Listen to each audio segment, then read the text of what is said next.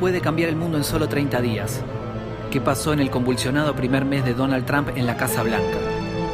Bienvenidos al primer episodio de Trumpolis. Gracias por acompañarnos. 30 días frenéticos, rupturistas, diferentes a lo conocido, plagados de acción y de escándalos, de mucha posverdad. Su epicentro es en Estados Unidos, pero el impacto en nuestra región y en el mundo es enorme. Por eso creamos este podcast, para entender, debatir y pensar el fenómeno Trump y sus implicancias, al desnudo, sin mitos ni tabúes. Soy Cecilia Naón, desde Washington, y nos acompaña Leandro Morgenfeld en Buenos Aires. ¿Qué tal, Leandro? ¿Qué tal, Cecilia? ¿Cómo estás? Yo acá muy contento de compartir este nuevo espacio y te planteo la primera pregunta. ¿Por qué es tan importante para dentro de Estados Unidos y para el mundo entero la recepción de una figura como la de Donald Trump? Hay varias cuestiones. Primero, Trump no es un fenómeno aislado.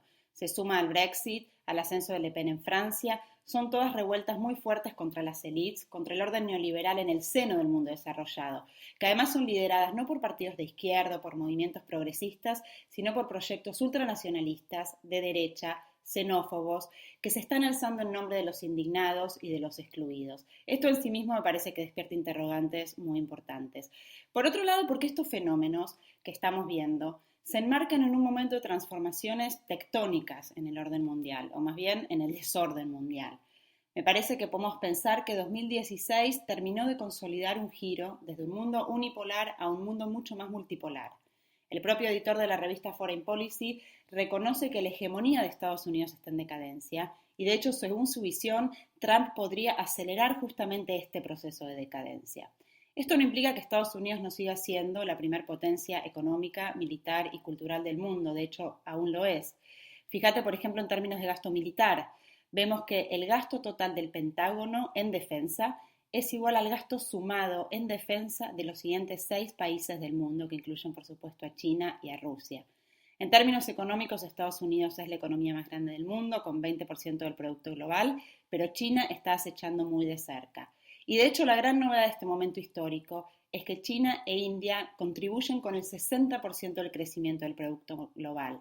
O sea, en un contexto de crecimiento más bajo, porque la crisis de 2008 no se terminó de resolver, son justamente los países emergentes, el sur, los que están siendo los motores de la economía global. Me parece entonces que estamos ante un mundo diferente y que desde nuestra región tenemos que hacer un esfuerzo adicional para comprender este mundo que está emergiendo, sus tensiones, sus oportunidades, sus diferencias, porque solo con una buena lectura de este mundo vamos a poder elegir correctamente nuestra propia estrategia de crecimiento con inclusión social. Hay muchas preguntas. Sí, Cecilia, muchas preguntas y muchos debates también. Estamos todos tratando de entender qué significa la llegada de Trump a la Casa Blanca. Primero, para algunos expresa la crisis de la globalización neoliberal, pero para otros más bien es su continuidad, pero al desnudo. En una reciente entrevista, Julian Assange dijo que si Obama era un lobo con piel de cordero, Trump iba a ser ahora un lobo con piel de lobo, es decir, la globalización descarnada, sin máscaras. Un segundo debate es si efectivamente Trump representa una continuidad, es decir, va a haber mucho ruido y pocas nueces en términos estructurales, no va a haber grandes cambios, o es el canto del cisne de la hegemonía estadounidense a escala global, es decir, es el principio del final del mundo en el cual Estados Unidos era la primera potencia global. Y el tercer debate, me parece, es si Trump es un outsider que va a impulsar un movimiento propio, rompiendo con el esquema bipartidista que desde la segunda posguerra estableció el gobierno permanente de Estados Unidos, o si finalmente se va a terminar amoldando a las presiones, a las exigencias de ese lobby de las grandes empresas, del Pentágono, de los servicios de inteligencia, que le dejan poco margen de maniobra a los presidentes de los gobiernos temporales de Estados Unidos. Bueno, el objetivo de este espacio va a ser discutir cada semana con invitados, analizar, debatir sobre lo que pasa en Estados Unidos hacia adentro a partir de la llegada de Trump y el impacto global, es decir, lo que pasa en el resto del mundo con este nuevo gobierno norteamericano. Allá vamos.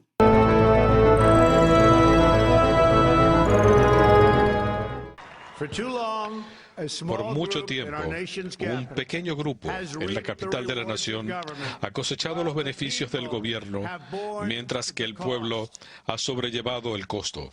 Washington ha florecido, pero el pueblo no ha compartido los beneficios. Los políticos han prosperado, pero los trabajos se han perdido y las fábricas han cerrado. El sistema se ha protegido a sí mismo, pero no ha hecho lo mismo con los ciudadanos del país.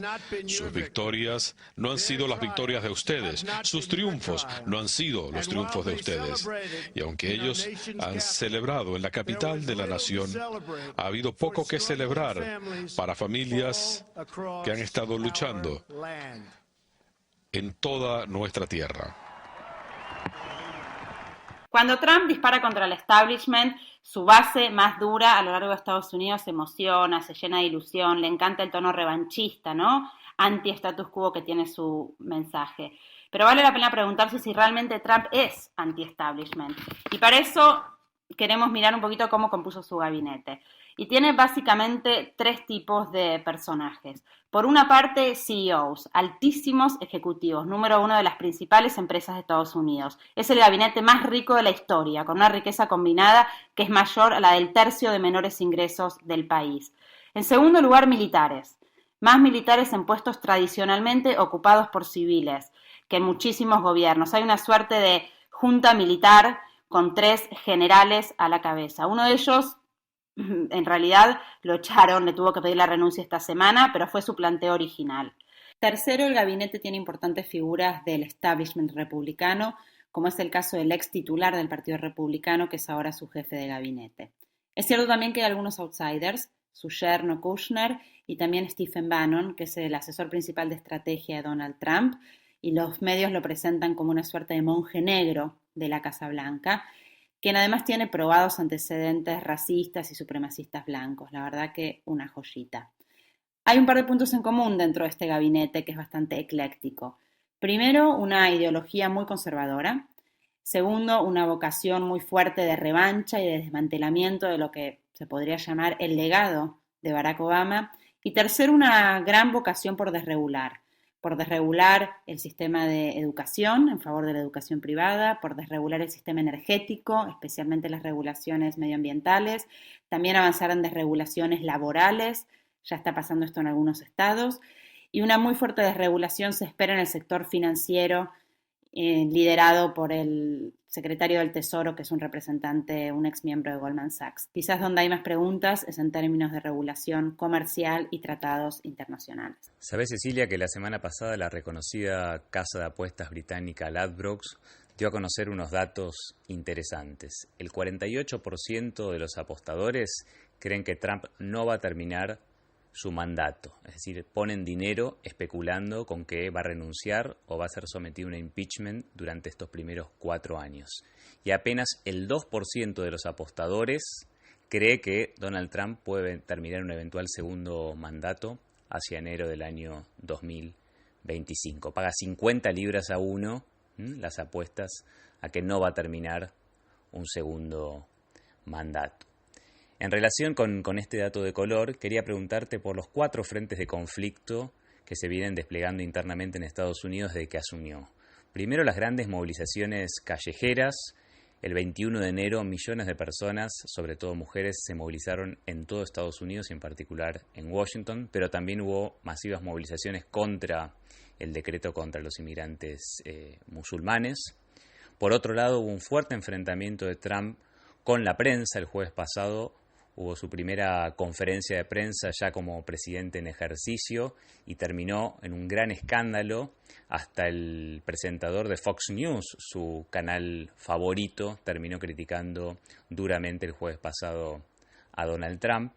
Tiene un frente de conflicto también con la justicia, ¿no? Recordemos que terminó bloqueado el decreto de prohibición de visas contra inmigrantes de países de mayoría musulmana, y tiene un cuarto frente de conflicto con los servicios de inteligencia, ¿no? Alrededor de toda el affair Rusia que provocó la caída de Michael Flynn. En función de estos frentes de conflicto, ¿Cómo analizás vos que pueda evolucionar esta primera presidencia de Trump? La verdad que no me sorprende lo de las apuestas, porque la aspiración y la búsqueda de que Trump no termine su mandato está instalada de manera abierta en los movimientos de resistencia a su gobierno, en los medios, circula por Washington en el submundo, pero también a plena luz del día. A ver, la sociedad estadounidense no es que está dividida o que hay una grieta. En este momento está profundamente fracturada en términos territoriales, ideológicos y políticos. Por un lado, recordemos que Hillary Clinton ganó el voto popular por 3 millones de votos. Hay mucha gente que cree que Trump es un presidente ilegítimo, que es contrario a los valores de Estados Unidos, que se robó la elección con la ayuda de Rusia. Lo acusan de ser fascista, autoritario o de ser un mentiroso serial, de estar poniendo en riesgo la democracia en Estados Unidos. Y además millones de estas personas salieron a la calle a manifestarse en contra de un gobierno del que están avergonzados y al que quieren frenar en el Congreso a toda costa. En otro lado, por otra parte, tenés una base de apoyo de Donald Trump que es enorme, que es gigante, que no se puede subestimar, que se entusiasma cuando Trump denosta a los medios de comunicación, cuando dispara contra Hillary Clinton o contra Barack Obama, que tiene mucha expectativa por los 25 millones de empleos de supuesta buena calidad que prometió que iba a generar Donald Trump en la próxima década, que es fanática e incondicional a Trump. Entonces, en este contexto, creo, de una grieta muy profunda, podemos identificar en este primer mes de Trump, me parece que 2 etapas. Por una parte, apenas asumió, se pudo ver un Trump todopoderoso, un Trump topadora, Trump contra el mundo. Empezó redoblando la apuesta, avanzando con sus promesas de campaña y firmando desde la oficina oval una catarata de decretos y órdenes ejecutivas. Retiró a Estados Unidos del Acuerdo Transpacífico, dio los primeros pasos para desmantelar el Obamacare, ordenó la construcción inmediata del muro en la frontera sur con México, ordenó fortalecer las Fuerzas Armadas, crear más centros de detención para migrantes, esto en las primeras 2 semanas. Pero el 27 de enero creo que cambió un poco la suerte. Ese día él firmó una orden ejecutiva para suspender la entrada de todos los refugiados a Estados Unidos durante 120 días, para suspender indefinidamente a los refugiados sirios y para frenar la emisión de visas para gente de 7 países de mayoría musulmana. Bueno, esta orden creó un caos en todos los aeropuertos del país, críticas de todo el espectro en Estados Unidos, incluyendo de los titanes de Silicon Valley, y fue finalmente frenada en menos de 30 horas, primero por una jueza de Nueva York, luego por un juez federal, y finalmente se reafirmó el freno por una corte de distrito del 9º distrito.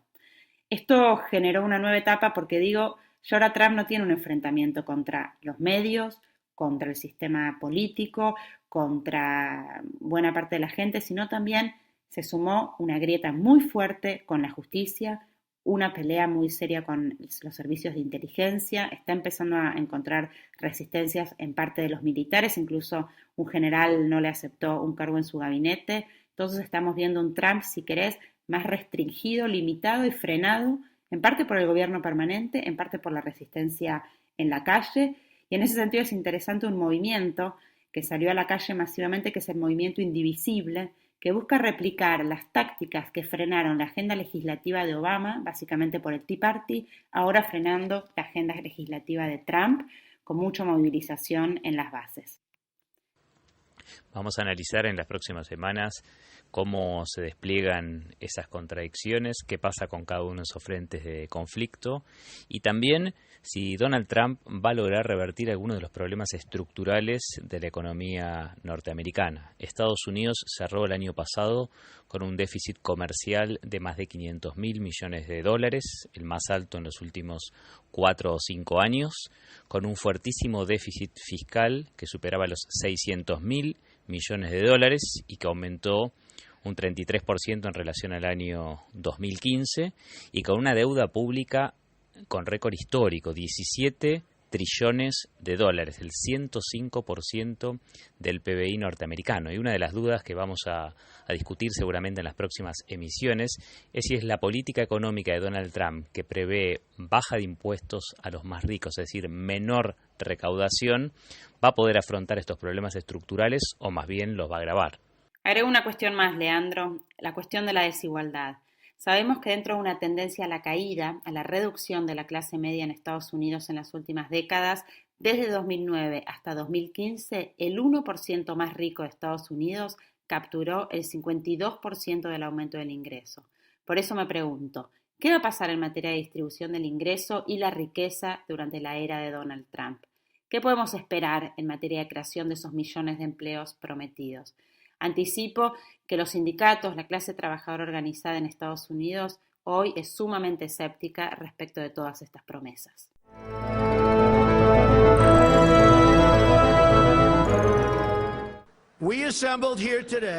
Nos hemos reunido hoy aquí para emitir un decreto que debe resonar en cada ciudad, en cada capital extranjera y en cada centro de poder. De este día en más, una nueva visión gobernará nuestra tierra.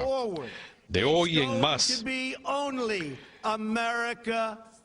pondremos a Estados Unidos de primero. A Estados Unidos de primero.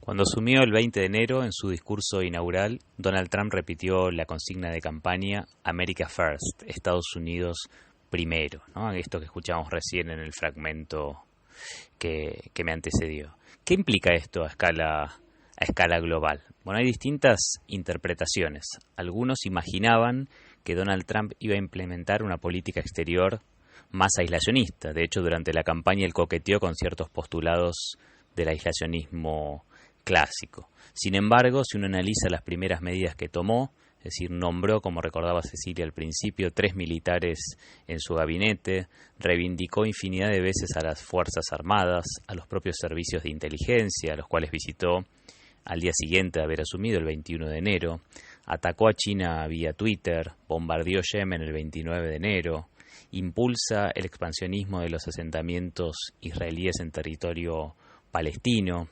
La semana pasada, de hecho, se reunió en la Casa Blanca con el primer Netanyahu y respaldó su posición muy dura en contra de la solución de 2 estados en esa disputada área de Oriente Medio. Amenazó a Irán, agredió a Venezuela, incluyendo nada menos que al vicepresidente de Nicolás Maduro en la lista de promotores del narcotráfico. Es decir, son una serie de indicadores de que de ninguna manera va a haber un repliegue por parte de Estados Unidos. El gran interrogante, de todas formas, es si estas declaraciones altisonantes de Donald Trump, que incluso ya generaron varios roces diplomáticos, inclusive con aliados de Estados Unidos, como son distintos gobiernos europeos, se van a traducir en acciones militares, en una política exterior más agresiva, o es solo una estrategia negociadora para mostrarse más fuerte de lo que Estados Unidos es. Tenemos como hipótesis que más que ir hacia un aislacionismo, Trump pretende reimponer el unilateralismo en detrimento del multilateralismo y de una conducción imperial más colegiada como la que planteaba Barack Obama. Leandro, quizás una de las grandes incógnitas que hay con Trump y quizás la expectativa es que pueda realmente llevar adelante una suerte de negociación bilateral con Rusia que pueda dar cierta estabilidad en Medio Oriente, que pueda dar una mayor estabilidad a nivel global. Obviamente la relación con Rusia ha estado llena de sospechas y de falta de transparencia, porque mismo Donald Trump está acusado de tener posibles conflictos de interés con presuntos negocios o presuntos datos de la inteligencia rusa que lo comprometan. Pero más allá de estas hipótesis que se manejan hoy los servicios de inteligencia y que son el nudo de la confrontación con el establishment y, como vos decías antes, quizás el eje de un potencial impeachment o intento de impeachment contra Trump, ¿cómo puede esperarse la relación con Rusia? ¿Puede ser eso una fuente de estabilidad en el mundo? Bueno, un poquito de historia primero. Durante la administración Obama hubo una suerte de revival de la Guerra Fría. Demonizó a Putin, movilizó a la OTAN para acercar militarmente a Rusia. En el 2014 se promovió un golpe de Estado en Ucrania contra un mandatario muy cercano a Moscú. Se impulsó la caída del presidente sirio Bashar al-Assad, que es un aliado de Putin. Mientras Obama hizo todo esto, Trump propone, al menos discursivamente, una relación menos hostil con Rusia, entre otras cosas, como afirmaron esta semana los cancilleres de Estados Unidos y de Rusia, que se reunieron por primera vez en Alemania, que juntos van a combatir al Estado Islámico en Siria y en Irak. Además, una primera conversación telefónica el 28 de enero entre el propio Trump y Putin iniciaron un camino que podía generar una modificación del mapa geopolítico a escala global. ¿Cuál es la estrategia de Trump, a mi juicio? Tratar de romper el eje Moscú-Pekín, es decir, tratar de aproximarse a Rusia para poder confrontar con quien es su principal enemigo, que es China. Por supuesto, si puede hacer esta movilización, este cambio geoestratégico tan importante, dependerá, entre muchas otras cosas, no solo de cómo se mueva Rusia, es decir, si está dispuesta Rusia a relajar los fuertes vínculos que tiene con China, pero también de las resistencias internas que recién mencionás vos, que son cada vez más fuertes, que ya provocaron la caída de Michael Flynn esta semana y que amenazan incluso con un potencial impeachment contra el propio Donald Trump. En el caso de China, creo que es la gran contracara de Rusia. La distensión con Rusia es la contracara de esa escalada con China. Trump, incluso antes de asumir, pareció querer romper la política de reconocer una sola China y habló con las autoridades de Taiwán, y además dijo que no iba a tolerar que los movimientos militares de China en las islas del mar de la China meridional. Todo esto suscitó una gran respuesta y la incógnita es si Trump efectivamente quiere un enfrentamiento más alto con China o si simplemente, como dijo el reconocido investigador Immanuel Wallerstein, lo que quieren hacer China y Estados Unidos es disputarse en una asociación necesaria entre los dos quién va a ser el socio principal y quién va a ser el socio subordinado. La visión de America First de Donald Trump en realidad también tiene una suerte de imperialismo al revés, donde resulta que ahora México, China, los latinoamericanos somos todos responsables de las supuestas problemáticas que tiene Estados Unidos, donde en lugar de mirar a las 500 empresas más grandes de Estados Unidos, que son las que sin duda están apropiando de una manera totalmente desproporcionada la distribución del ingreso y que son quienes han estado por detrás y han sido las principales ganadoras, creo yo, de esta etapa de globalización neoliberal en las últimas décadas, Trump apunta contra el resto del mundo, ¿no? Como si ahora Estados Unidos fuera la víctima y fuera una nación humillada y explotada por el resto del mundo. Esta es una caracterización que creo que poca gente comparte en Estados Unidos. Y es interesante como han habido también muchas expresiones de solidaridad con América Latina y con México, en particular por los enormes y constantes ataques de Trump contra los mexicanos, contra los latinos en general. ¿Qué podemos esperar, Leandro, y cómo ves la vinculación y esta nueva etapa de Trump con justamente América Latina? Bueno, en la campaña, y ya Trump habiendo asumido, vimos que el lugar de América Latina era la pura negatividad, de aquel famoso discurso de mediados del 2015, cuando lanza su candidatura acusando a los mexicanos de traer lo peor de sí, de traer las drogas, de traer el crimen, de traer todo tipo de problemas sociales a Estados Unidos. América Latina no tuvo un rol por la positiva durante toda la campaña y durante la plataforma de gobierno. Creo que hay que mirar a 3 países en particular y después vamos a ver si analizamos a todos en general. El primero claramente es México. México está siendo muy afectado desde el punto de vista económico por la renegociación del NAFTA, desde el punto de vista político porque Peña Nieto había intentado una suerte de entendimiento con Trump, pero esta constante humillación provocó una crisis política en México que llevó a cancelar la visita que iba a hacer a pocos días de asumir Donald Trump. El tema de las iniciativas, no solo de que México pague el muro, sino, por ejemplo, que hicieron algunos legisladores, de que el muro se financie poniéndole un impuesto a las remesas de los inmigrantes que trabajan en Estados Unidos y envían parte de sus salarios para sostener a sus familias, no solo en México, sino en todo Centroamérica. Es decir, México, ¿sí?, que depende, está relacionado, vinculado económicamente muy fuertemente con Estados Unidos, por supuesto es el principal perjudicado de este giro que se produjo con Trump. Pero hay que mirar a 2 países más también, a Cuba. Es decir, Cuba en los últimos 2 años de Obama venía desarrollando un proceso de negociaciones y de extensión política, normalizó las relaciones diplomáticas con Estados Unidos y había muchas expectativas de que se pudiera levantar el bloqueo económico, financiero y comercial que todos los países del mundo le exigen cada año en la ONU a Estados Unidos que lo termine. Bueno, Trump dijo hacia el final de la campaña, para ganarse el voto de la inmigración cubana en Miami, muy anticastrista, que iba a endurecer la política hacia Cuba, que iba a revertir ese proceso de distensión, y hay un gran signo de pregunta sobre qué va a pasar con Cuba. Y el tercer país es Venezuela, un país que está atravesando una crisis política y económica muy profunda, que estaba en el marco de un proceso de diálogo entre el gobierno y la oposición, y Donald Trump parece que va a optar por la vía injerencista, o continuar con la vía injerencista, pero más profunda. En estos días, antes de recibir a cualquier mandatario latinoamericano, recibió a la esposa de Leopoldo López en la Casa Blanca, lo cual es un gesto político muy fuerte. Y el segundo gesto muy grave esta semana es que incluyó al vicepresidente de Nicolás Maduro en la lista de patrocinadores del narcotráfico. Estos dos hechos, que fueron muy fuertemente contestados por el gobierno de Venezuela, auguran una posición mucho más dura hacia un gobierno claramente no alineado con Estados Unidos.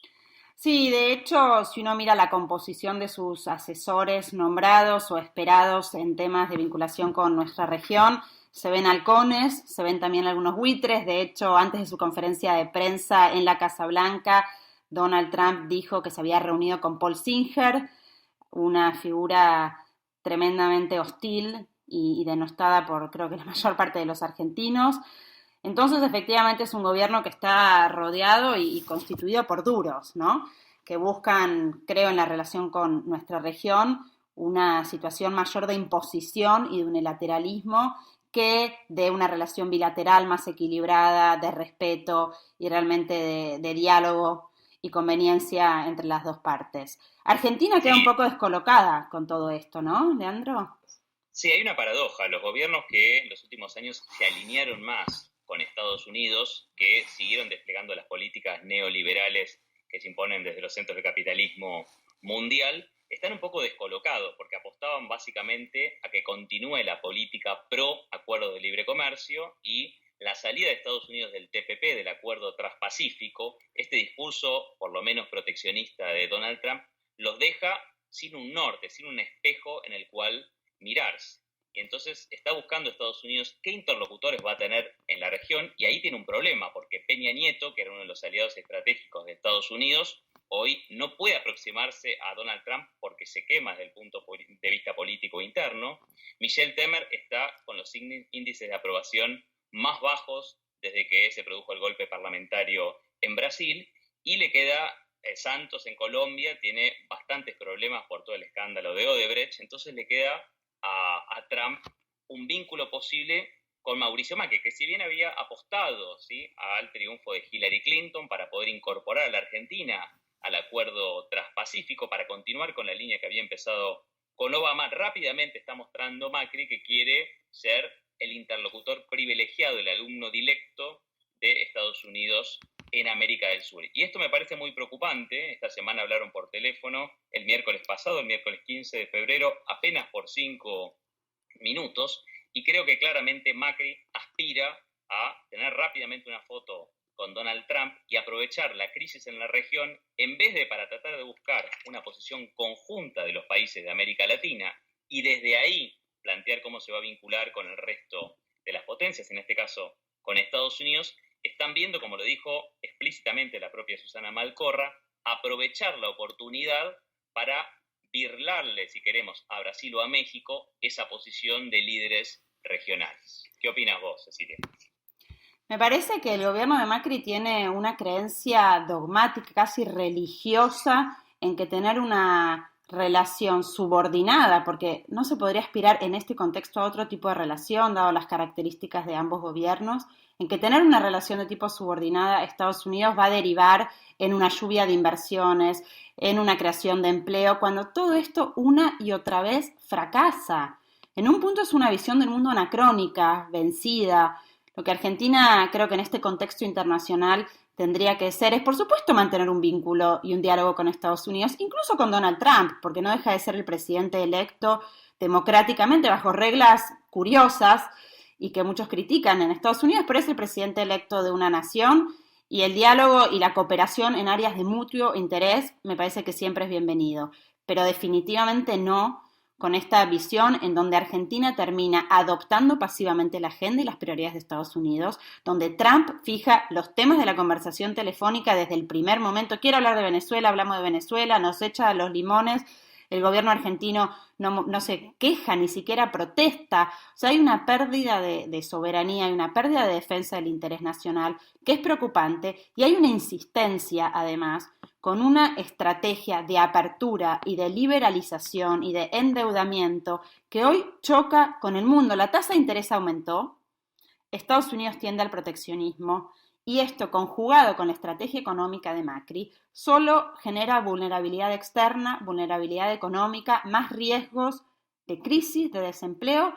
Y me parece que además, por último, Leandro, se está como perdiendo una oportunidad.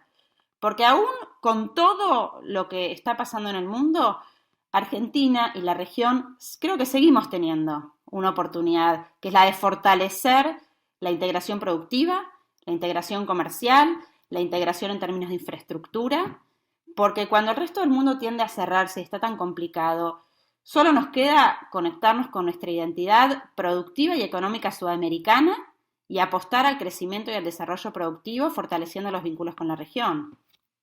Sí, me parece que en el discurso de Macri, América Latina no aparece, es decir, Macri no participó de las cumbres del UNASUR, no participó de las cumbres de la CELAC, y solo se concibe a la región, o por ejemplo el Mercosur, como una plataforma para firmar acuerdos de libre comercio. Como dijo incluso algún analista cercano a Cambiemos, Macri quiere incorporarse a un mundo que ya no existe más. Eso desde el punto de vista económico, pero también, me parece que es algo que vamos a reflexionar en próximas emisiones, es que ver cuál va a ser el costo político para Macri en mostrarse subordinado a un presidente que no es Obama, a un presidente que cosecha niveles de rechazo históricos en América Latina.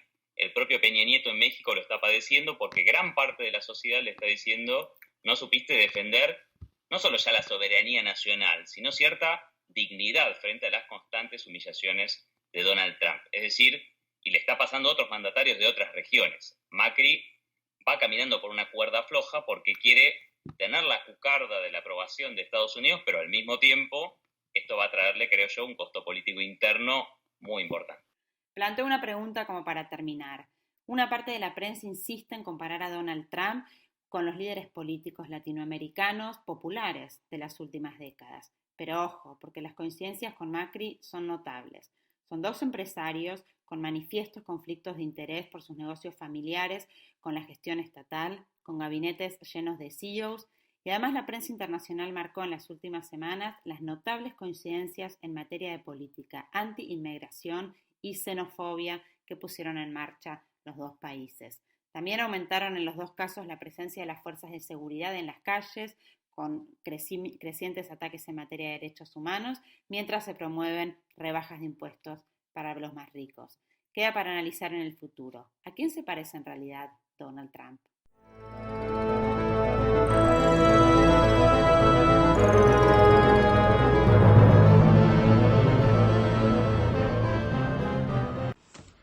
Llegamos acá al final del primer episodio de Trampolis. Muchas gracias por habernos acompañado hasta acá y nos vemos la semana que viene en la próxima emisión. Hasta luego, Cecilia. Saludos, Leandro, a vos y a todos los que nos acompañaron. Hasta la próxima. Chau, chau.